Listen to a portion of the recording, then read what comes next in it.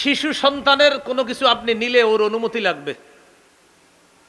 আজীব কথা না? আজীব কথা মানে বুখারীর বর্ণনা 2602 নম্বর হাদিস, 2602 নম্বর হাদিস। কোনো কথা কি দলিল ছাড়া হয়েছে এই পর্যন্ত একটা? তার মানে আপনি মনে মনে এটা নেওয়ার সুযোগ নাই, এটা মনে হয় কেমন জানি না, এটা মনে হয় হাদিস, মনে হয় না, এটা শিওর। শিশু সন্তানের কিছু নিতে হলে বলা, বাবা এটা নেই, আমি মা এটা নেই, হালাল জিনিস হইতেও বাবার, আবার হারাম জিনিস ওর হাতেতে অনুমতি লাগবে না, ওটা ভেঙে ফেলবেন। হ্যাঁ, বুখারী 2602 নম্বর হাদিসটা শোনেন। উতিয়া রাসূলুল্লাহ সাল্লাল্লাহু আলাইহি সাল্লাম বিশরাব, আমাদের নবীজির কাছে পানীয় হাদিয়া আসছে। পানীয় মানে ওই যুগে আপনার যেই পানীয় হতে পারে, হয়তো আঙ্গুরের কোনো নিংড়ানো রস নিয়ে আসছে নবীর কাছে, অথবা কোনো ফলের রস নবীর কাছে হাদিয়া আসছে। তো নবীজির কাছে যখন এই পানিটা আসছে, ওয়ান ইয়ামিনিহি গোলাম ওয়ান ইয়াসারিহি আশিয়াখ। এবার বুঝেন, নবীর ডান পাশে ছিল একজন শিশু আর বাম পাশে ছিল অনেক বয়স্ক মানুষ। তাহলে এক পাশে শিশু আর এক পাশে বয়স্ক মানুষ। তো যখন নাকি নবীজির কাছে হাদিয়া আসছে, নবীজির অভ্যাস ছিল এমন, নবী যখন কোনো কিছু পান করতেন, খাইতেন, সাথে যারা থাকতো তাদের সবাইকে আল্লাহ রসুল দিতেন। তো নবীর কাছে পানি আসছে, ফাশারিবা, নবী পানি পান করছে। বলেন তো কে পানি পান করছে? তাহলে ঠোঁট লাগছে কার? সুবহানাল্লাহ। এবার নবী ওই শিশুকে বললেন, শোনো, তুমি তো ছোট্ট মানুষ, এইখানে এখন অধিকার তোমার, এই পানীয় পান করার অধিকার তোমার। ইন আজিনতালি, তুমি যদি আমারে অনুমতি দাও, আতই তো হা উলা, তোমার চেয়ে বয়স্ক বড়রা আছে, তাহলে আমি তাদেরকে এটা দিতে পারি, তুমি অনুমতি দিলে। শিশু কি বললেন জানেন? মা কুনতুলি উ সিরাবিনাসিবিকা মিনকা ইয়া রাসূলুল্লাহ আহাদান, ওগো আল্লাহর নবী, আপনার মুখে লাগা অংশ আমি কাউরে দিতে রাজি না। তুমি অনুমতি দিলে মুরব্বীদেরকে আমি এটা দিয়ে দিই। নবীজি বললেন, জি না হুজুর, আমি অনুমতি দিব না। কেন? আপনার অংশ যেটা, এটা আমি কাউরে দিতে পারি না, এটা আমি কাউরে দিব না, এটা আমি পান করব। সুবহানাল্লাহ। এখান থেকে শিখলাম, শিশু থেকে নবীজি কিভাবে বলে দেখেন, ইন আজিনতালি, তুমি যদি অনুমতি দাও আমাকে, আতই তো হা উলা, তাহলে পানীয়টা এই মুরব্বী মানুষ এখানে তাদেরকে দেই। ওই শিশু বললেন, মা কুনতু উসিরা বিনাসিবিকা মিনকা, আপনার লাগা অংশ, আপনার মুখের ছোঁয়া অংশ, এটা আমি কাউকে প্রাধান্য দিতে পারি না, এটা আমি আমারই প্রাধান্য দিতে পারি, আমি আর কাউকে দিব না, এটা আমি পান করব। সুবহানাল্লাহ। কত গেল? এটা আমার সাথে সবাই বলেন, বলেন, ছলে বলে, হাসির ছলেও, মজা করেও শিশুর সাথে মিথ্যা কথা বলা যাবে না। আব্বু এদিকে আসো, মজা দিব, আসার পর মজা দেন নাই, মিথ্যা কথা। আব্বু এদিকে আসো, তোমাকে খেলনা কিনে দিব, দেন নাই খেলনা কিনে, মিথ্যা কথা। শিশুর সাথে মিথ্যা কথা বলা যাবে না। দলিল আবু দাউদ 4991, 4991 নম্বর হাদিস। আব্দুল্লাহ ইবনে আমের রাদিয়াল্লাহু তাআলা আনহুর বর্ণনা, তিনি বলেন, দাআতনি রাসূলুল্লাহ সাল্লাল্লাহু আলাইহি ওয়াসাল্লাম, দাআতনি উম্মি ওয়া রাসূলুল্লাহ সাল্লাল্লাহু আলাইহি ওয়াসাল্লাম ফি বাইতি। দাআতনি উম্মি, আমার আম্মা আমারে ডাকছে। নবীজি আমাদের বাসায় ছিলেন, আমার আম্মা আমাকে ডেকে বললেন, তাআল উতিকা, বাবা এদিকে আসো, আমি তোমাকে কিছু দিব। নবীজি আমার আম্মাকে বললেন, মাযা আরাদতি আন তুতিহি, এই তুমি তোমার ছেলেকে কি দিবা? আমার আম্মা জবাব দিলেন, উতিহি তামার, হুজুর আমি আমার ছেলেকে খেজুর দিব।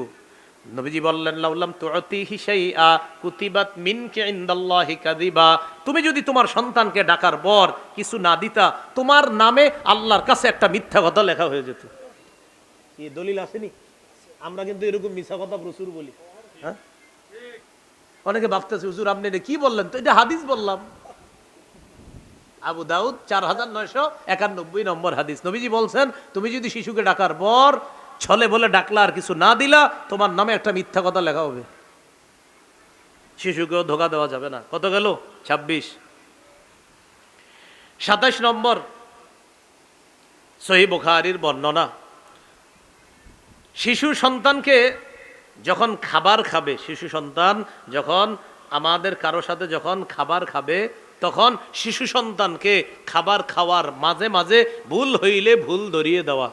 এটা হলো 27 নম্বর সহিহ বুখারীর বর্ণনা, 5376 নম্বর হাদিস। এই হাদিসের মধ্যে আসছে, ওমর ইবনে আবি সালামা তিনি বলেন, আমি নবীজির ঘরে ছিলাম, ছোট মানুষ, কানাত ইয়াদি তাতিশু ফিস সফহা, আমার হাতটা খাবার খাওয়ার সময় প্লেটে খালি চারদিকে যাইতো, মনে করেন এক লগে খাবার খায়, তো আমার হাত কখনো এখানে যায়, কখনো ওখানে যায়। নবীজি আমাকে বললেন, নিয়া গোলাম, এ বৎস শোনো, সাম্মিল্লাহ, খাবারের শুরুতে বিসমিল্লাহ বলবা, ওয়াকুল বিয়ামিনিক, ডান হাতে খাইবা, ওয়াকুল মিম্মা ইয়ালিক, তোমার সামনে থেকে খাইবা। দেখেন কত সুন্দর, তিনটা সুন্নাহ একসাথে শিখাই দিল। সাম্মিল্লাহ, শোনো, বিসমিল্লাহ বলে খাইবা, ওয়াকুল বিয়ামিনিকা, ডান হাতে খাইবা, ওয়াকুল মিম্মা ইয়ালিকা, তোমার সামনে থেকে তুমি খাইবা। কিভাবে শিশুকে কথাগুলা নবীজি শিখাইয়া দিলেন? খাইবা আল্লাহর নাম নিয়া, খাইবা ডান হাতে, তুমি খাবার খাইবা তোমার সামনে থেকে, তুমি এরকম পুরা প্লেটের মধ্যে হাত নাড়াচাড়া করবা না। এইভাবে শিশুকে আপনার ভুল হলে ভুল ধরিয়ে দেওয়া। আর একটা হাদিস শোনেন, সহিহ বুখারীর বর্ণনা, হাসান রাদিয়াল্লাহু তাআলা একদিন খাবার খাইছে, ছোট মানুষ। কি করছে তিনি? হাসান রাদিয়াল্লাহু তাআলা আখাদাল হাসান তামারাতাম মিন তামরি সাদকা, সদকার একটা খেজুর উনি মুখের মধ্যে দিয়ে দিছে। কিসের? নবী পরিবারের জন্য সদকা খাওয়া হারাম, নবী পরিবারের জন্য সদকা খাওয়া জায়েজ নাই। তো হযরত হাসান ছোট মানুষ, সদকার খেজুর মুখে দিয়ে দিস। মুখে দেওয়ার পর নবীজি বললেন, কিখ কিখ, কি বললেন? হ্যাঁ, কিখ কিখ মানে হলো তাড়াতাড়ি, বমির মতো একটা করলেন, তাড়াতাড়ি বের করো, বের করো, মুখ থেকে বের করো, এটা বের করো। আমার শারতা আন্না লা নাকুলু সাদাকা, তুমি জানো না আমাদের পরিবার সদকা খাই না আমরা, আমাদের জন্য সদকা হালাল না, এটা জানো না, তাড়াতাড়ি বের করো। তা কি শিখলাম? শিশু সন্তান আমাদের সাথে যখন খাবার খাবে, খাবার খাওয়ার সময় যদি কোনো ভুল করে, তার এই ভুলটা ধরিয়ে দেওয়া। আল্লাহ আমাদেরকে এই কথাগুলা মনে রাখার তৌফিক দান করেন। কত নাম্বার গেল? 27 নাম্বার গেল। হ্যাঁ 27। 28 নাম্বার, শিশুর মায়ের মাঝে আর শিশুর মাঝে বিচ্ছেদ না ঘটানো। ঝগড়া লাইগা বইলা দিছে, তোর ছেলের মুখ দেখবি না, কিন্তু মেয়ের মুখ দেখবি না। শিশুর মারে হুমকি দেয় ঘরের অভিভাবকরা, না এগুলা না বলা। তিরমিজির হাদিস 1526 নম্বর হাদিস, 1566 নম্বর হাদিস। এই হাদিসের মধ্যে আসছে, ক্বালা রাসূলুল্লাহ সাল্লাল্লাহু আলাইহি ওয়াসাল্লাম, মান ফাররাকা বাইনা ওয়ালিদাতিন ওয়া ওয়ালাদিহা ফাররাকাল্লাহু বাইনাহু ওয়া বাইনা আহিব্বাতিহি ইয়াউমাল কিয়ামাহ। নবীজি বলেন, কেউ যদি কোনো শিশুকে তার মায়ের থেকে আলাদা করে দেয়, মায়ের কোল থেকে শিশুকে যদি আলাদা করে, ওই ব্যক্তিকে আর তার প্রিয়জনদেরকে কিয়ামতের মাঠে আল্লাহ আলাদা করে দিবে। যেই কাজটা করবে তাকে আর তার প্রিয়জনদেরকে আল্লাহ কিয়ামতের ময়দানে আলাদা করে দিবে। কত গেল? 28। শিশুর অধিকার 29 নম্বর অধিকার। শিশু আর তার বাবা একসাথে বসে রয়েছে, শিশু আর তার অভিভাবক একসাথে বসা। আপনি পিছন থেকে আইসা শিশুরে সরাইয়া দিয়া ওর মাঝে আর ওর বাবার মাঝে বসলেন, এটা নিষেধ, বসা যাবে না। ও হঠাৎ আপনারে দেখলে ভয় পাবে। ঘটনা কি? আমার আব্বার পাশে এসে কে বসলো, ভয় পাবে। ক্বালা রাসূলুল্লাহ সাল্লাল্লাহু আলাইহি ওয়াসাল্লাম, লা ইয়াজলিসুর রাজুলু বাইনার রাজুলি ওয়া বাইনা ইবনিহি, তোমাদের কেউ যেন কোনো ব্যক্তি আর তার সন্তানের মাঝখানে আইসা না বসে। তোমাদের কেউ যেন ব্যক্তি আর সন্তানের মাঝখানে আইসা না বসে। শিশু মানুষ হঠাৎ আপনাকে দেখলে ভয় পেতে পারে। অভিভাবকের সাথে বসা, কথার কথাই মাহফিলে বসা, আপনি কোত্থেকে আইসা মাঝখান দিয়ে ঢুকছেন, ও তো পুরো চিৎকার দিয়ে উঠবে, কে আমার পাশে এটা। কয় নাম্বার গেল? না 29 গেছে, 29 নাম্বার। হ্যাঁ 30 নম্বর, শিশুর জন্য দোয়া করা। বলেন, শিশুর জন্য কি করা? দোয়া করা। সহিহ বুখারীর বর্ণনা 6344 নম্বর হাদিস। আনাস রাদিয়াল্লাহু তাআলা আনহুর আম্মা নবীজিকে বলেন, খাদিমুকা আনাস ইয়া রাসূলুল্লাহ, হুজুর আপনার খাদেম আনাস, উদউল্লাহ লাহু, হুজুর আনাসের জন্য একটু দোয়া করেন। নবীজি দোয়া করলেন, আল্লাহুম্মা আকসির মালাহু ওয়া ওয়ালাদাহু ওয়া বারিক লাহু ফীমা আ'তাইতাহু। আল্লাহ আনাসের সম্পদ বাড়ায়া দেন, আনাসের সন্তান বাড়ায়া দেন, আর এই সন্তানের সম্পদের মধ্যে আপনি বরকত দান করেন। দোয়াটা দেখেন কি করছে, আল্লাহ আনাসের সম্পদ বাড়ায়া দেন, সন্তান বাড়ায়া দেন, সম্পদ আর সন্তানের মাঝে আপনি বরকত দান করেন। কত নাম্বার গেল? 30। 31 নম্বর, সন্তানের জন্য বদদোয়া না করা। আবু দাউদ 1532 নম্বর হাদিস।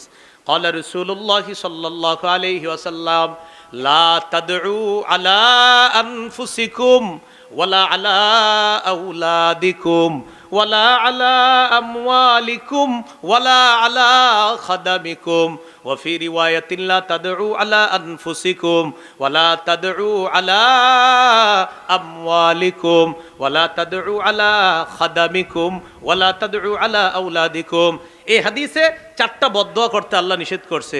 মানুষ নবীজি সাল্লাল্লাহু আলাইহি সাল্লাম নিষেধ করছে, লা তাদউ আলা আনফুসিকুম, তোমরা নিজেদের বিরুদ্ধে বদদোয়া করো না।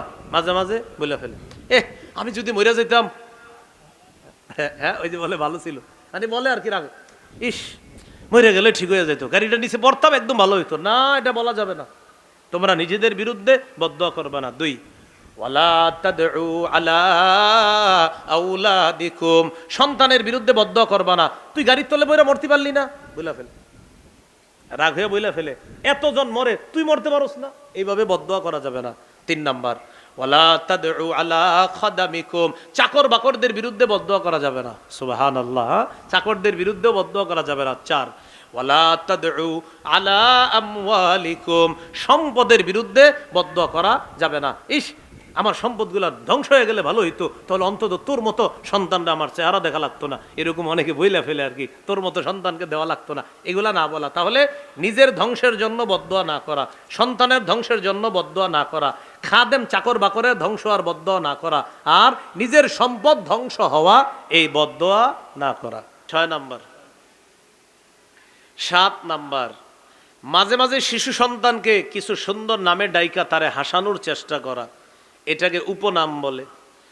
আগের দিনে ইসলামের মধ্যে উপনামের চর্চা হতো, ইয়া আবা উমাইর, আবু তাহের, আবুল কাসেম, এই নামগুলার চর্চা হতো।